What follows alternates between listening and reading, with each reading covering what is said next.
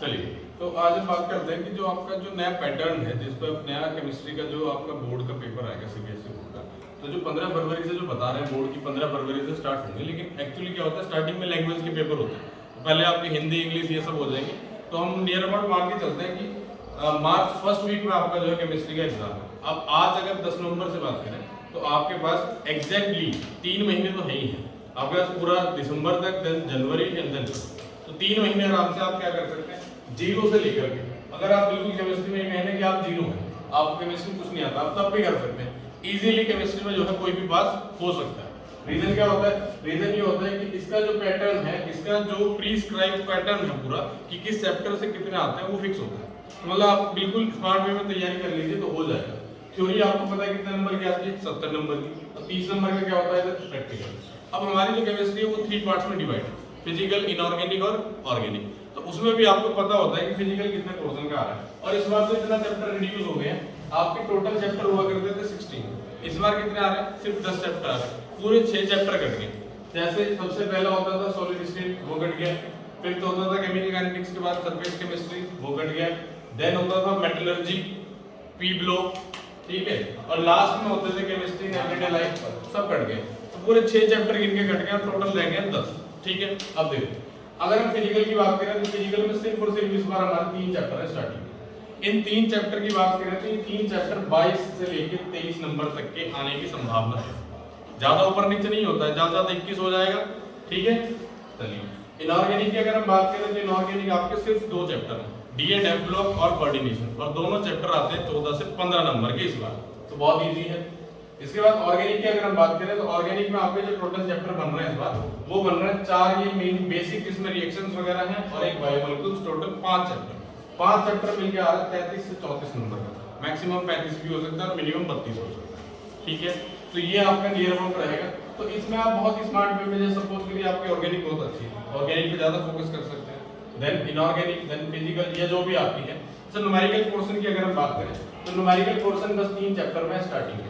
तो स्टार्टिंग के 3 चैप्टर में जो न्यूमेरिकल्स है वो नियर अबाउट मान के चलता है कि 10 से 12 नंबर के आ जाएंगे। कैसे कैसे आते हैं, मार्क्स कैसे आएंगे, क्वेश्चन कैसे आएंगे, कितने मार्क्स के? तो क्वेश्चन नंबर जो सेक्शन ए है, सेक्शन ए में आपके 1 से लेकर 18 तक के डायरेक्ट क्या होंगे, सिर्फ और सिर्फ एमसीक्यू। अब किस चैप्टर से कितना एमसीक्यू कितना आता है वो सब भी आपको बता रहा है। उसके बाद सेक्शन बी की बात करें, अगर सेक्शन बी में सिर्फ और सिर्फ 2 नंबर के, तो 2 नंबर के क्वेश्चन आते हैं इधर 7, तो कितना हो जाता है 14। इसमें आपके कुछ न्यूमेरिकल्स होंगे, कुछ डेफिनेशंस होंगी, और कुछ 1 लाइनर जो है रीजनिंग बेस्ड क्वेश्चन होंगे कि ऐसा होता है तो क्यों होता है, why aquatic animals are more comfortable in cold water than hot water. तो इस तरह के जो है 2 लाइनर 1 लाइनर वो 2 नंबर में आपको मिल जाएंगे। फिर हम बात करते हैं सेक्शन सी की। सेक्शन सी में आपके पास 5 क्वेश्चन आएंगे 3 नंबर के, जो न्यूमेरिकल्स भी हो सकते हैं, जो डायरेक्ट कन्वर्जन हो सकते हैं, कंप्लीट द फॉलोइंग रिएक्शन हो सकती है, तो इन सब के आपके आ सकते हैं, ठीक है। लास्ट सेक्शन डी की अगर हम बात करें, सेकंड लास्ट सेक्शन डी में आपके पास 2 क्वेश्चन आते हैं 4 नंबर के, और सेक्शन सी में डी ई में, सेक्शन ई में आपके आते हैं 3 क्वेश्चन 5 नंबर। तो इस तरह से आपका ये पूरा पैटर्न आएगा। इस तरह का आपका एग्जाम पेपर, आपको क्वेश्चन पेपर देखने को मिलेगा आपके एग्जाम।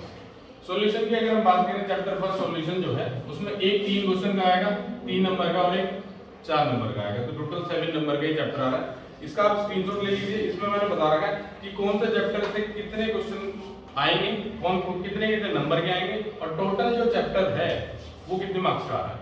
तो ये बहुत इजी भी है, आप इस तरीके से तैयारी करिए। अगर हम 5 नंबर की बात करें, देयर आर ओनली 2 चैप्टर जिनमें से 5 नंबर के आने की संभावना क्या है कि वही आएंगे। तो आपका एक 5 नंबर क्वेश्चन एल्डिहाइड कीटोन से आता है इस बार, और एक आएगा डीएनएफएलओ।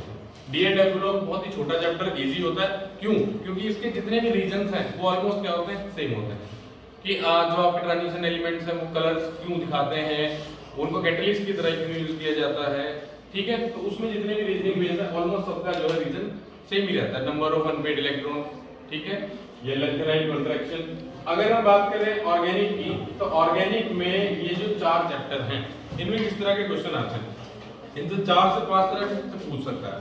सबसे पहले 2 मार्क्स में आपका नोमेनक्लेचर आएगा, जिसमें आपके इन 4 चैप्टर में से किसी भी कंपाउंड का नोमेनक्लेचर, अच्छा नोमेनक्लेचर बहुत इजी आता है, जिसमें आपको ज्यादा कुछ ना देखना पड़े।